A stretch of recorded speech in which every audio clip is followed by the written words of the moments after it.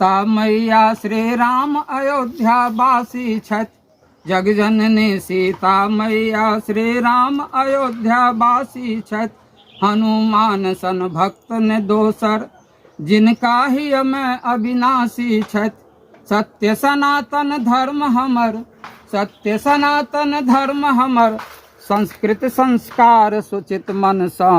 जे देशक हित कार्य कर, मतदान करो वह तन मन सा। जे जनहित में कार्य कर, मतदान करो सब जन मन सा। देशक हित कार्य कर, मतदान करो वहाँ तन मन सा।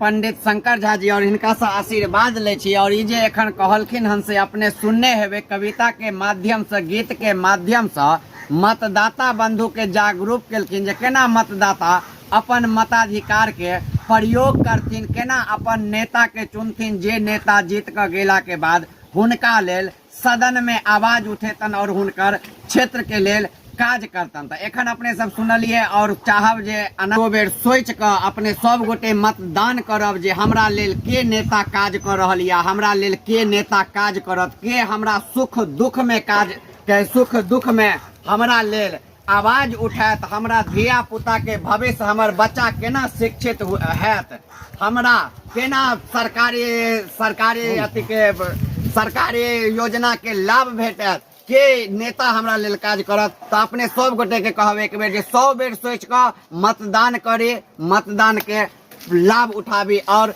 एहन नेता के चुनी जे अहाँ के हर सुख दुख में काज आवे।